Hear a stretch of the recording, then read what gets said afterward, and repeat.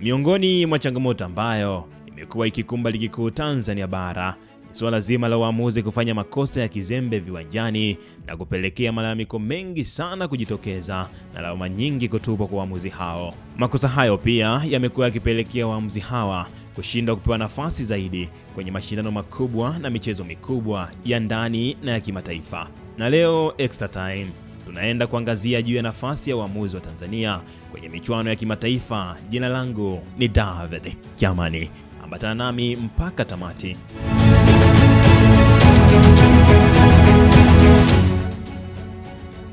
Moja kati ya eneo la muhimu kwenye mchezo wa soka ni eneo la mwamuzi wa mchezo, ambaye ndiye hushikilia hatima ya mchezo husika kwa kuamua na kutafsiri kanuni 17 za mchezo wa soka kwa dakika zote 90, kwa kusimamia mchezo kwa haki na usawa kwa timu zote mbili. Kutafsiri vyema kanuni 17 za mchezo wa soka uwanjani ni miongoni mwa mambo ambayo humpa nafasi mwamuzi kuaminika na kupewa nafasi ya kuchezesha mashindano tofauti tofauti ulimwenguni, kuanzia ngazi ya chini mpaka ngazi ya juu. Na ili kupata nafasi kwenye mashindano makubwa ni lazima ukidhi vigezo viwili vikubwa ambavyo ni kuwa na elimu ya juu ya uamuzi kwa maana ya beji ya FIFA, na kitu cha pili ni uzoefu na ubora wa mwamuzi husika uwanjani. Waswahili huwa na msemo usemao ya kuwa shida si kusoma sana, ila shida ni kutendea kazi kwa usahihi kile ulichokisomea. Ndicho ambacho huwakumba waamuzi wengi duniani. Licha ya kuwa na beji za FIFA na kuwa na elimu kubwa ya uamuzi, lakini bado wamekuwa na changamoto kubwa kwenye kuitendea vema kazi yao kwenye michezo mbalimbali, jambo ambalo huwapotezea uaminifu kwa mashirikisho ya soka na kushindwa kuteuliwa kwenye kuchezesha kwenye michuano mikubwa kama vile Kombe la Dunia, AFCON, UEFA na mashindano mengine makubwa. Kwa hapa Tanzania pia kumekuwa na changamoto ya waamuzi wengi kutoaminika mara kwa mara kwenda kuchezesha kwenye mashindano makubwa barani Afrika kama vile Ligi ya Mabingwa, Kombe la Shirikisho Afrika, CHAN pamoja na AFCON. Waamuzi kama vile Ahmed Arajiga, Frenki Komba pamoja na Mohamed Mkono ndio waamuzi pekee kwa miaka hivi karibuni ambao mara kadhaa wameaminika na shirikisho la mpira wa miguu barani Afrika, CAF, na kuwa miongoni mwa waamuzi ambao walienda kuchezesha mechi za michuano mikubwa kama vile Kombe la Shirikisho barani Afrika pamoja na Ligi ya Mabingwa Afrika.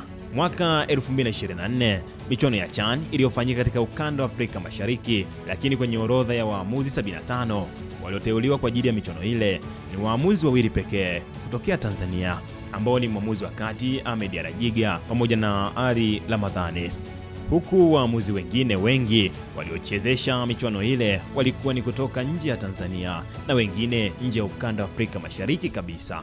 Hii inaendelea kudhihirisha zaidi kuwa bado waamuzi kutoka Tanzania hawapewi nafasi kwenye michuano mikubwa, ukimtoa Arajiga ambaye kidogo ameanza kuaminika na kafu.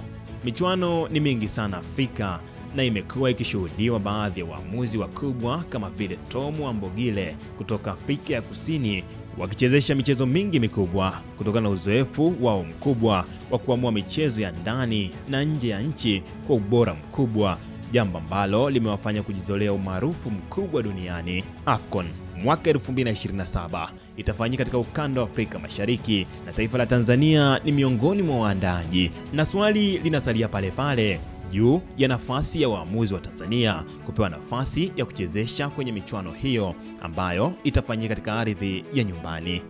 Taifa kama vile Morocco, ambayo ndio walikuwa waandaaji wa michuano ya AFCON mwaka 2025, ilishuhudiwa wakitoa jumla ya waamuzi watano ambao waliteuliwa kwenye michuano hiyo.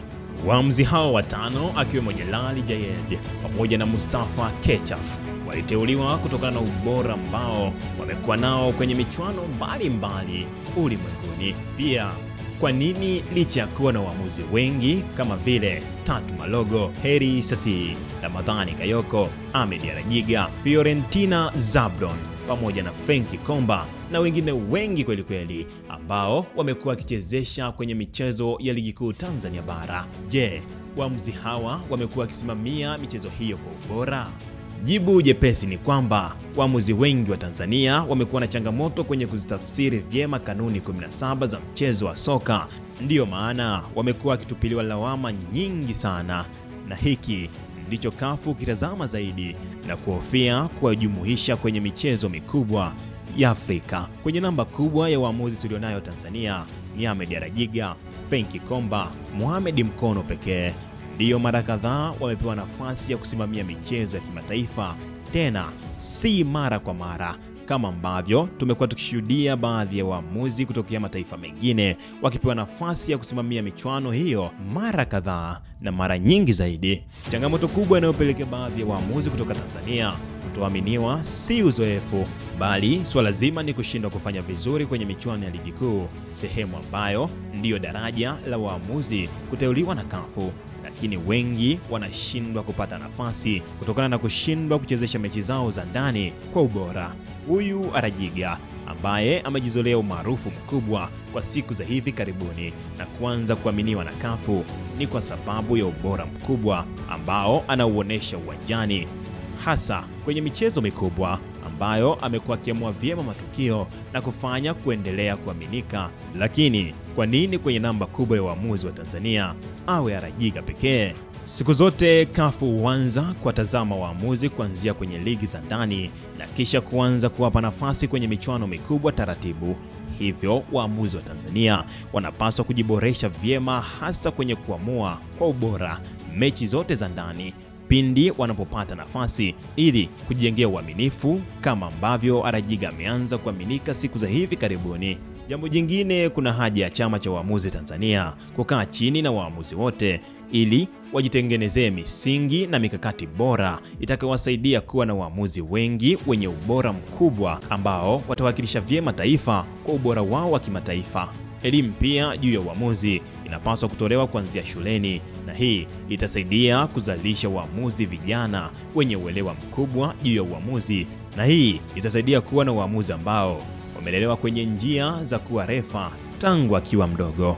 Waamuzi pia wanapaswa kulipwa stahiki zao mapema ili kuepuka kutofanya kazi katika ubora, jambo ambalo linawapelekea kujikuta wanaharibu mechi kutokana na kutolipwa vizuri na wengine kutolipwa kabisa, ndiyo pelekea kuwa lawama uwanjani. Swala lingine ni juu ya semina kwa waamuzi. Kunapaswa kutolewa semina kwa waamuzi na kukumbushwa majukumu yao ya kazi. Hapo pia kunapaswa kuletwa wakufunzi bora kutoka nje ambao kwa kushirikiana na chama cha waamuzi watasaidia kuwajenga waamuzi wetu kuwa bora zaidi. Na cha mwisho, waamuzi wanapaswa kuipenda kazi yao na kuepuka kufanya makosa ya kizembe pindi wanapoaminiwa. Hii itasaidia kupunguza malalamiko mengi, itatoa nafasi kwa waamuzi kwenye michuano ya kimataifa ambayo watapewa nafasi kutokana na ubora wao. Hapo ndipo kuna msemo usema ya kuwa baba bora ni yule atakayesimama na familia yake, na baba bora ni yule atakayekuwa na misingi imara katika kuweza kusimamia familia yake. Hakika waamuzi wa Tanzania wanapaswa kuishi vizuri na kusimamiwa na baba bora mwenye kuwa na misingi bora katika kuwatengenezea kitu chenye kuwa bora na kuwafanya wao wawe bora zaidi katika soka la kimataifa. Safari inaweza kuwa ndefu, lakini mwisho wa siku lazima utafika katika kituo cha mwisho na kupumzika. Kufikia hapo katika Extra Time, sina la ziada. Mimi ni David Kiamani.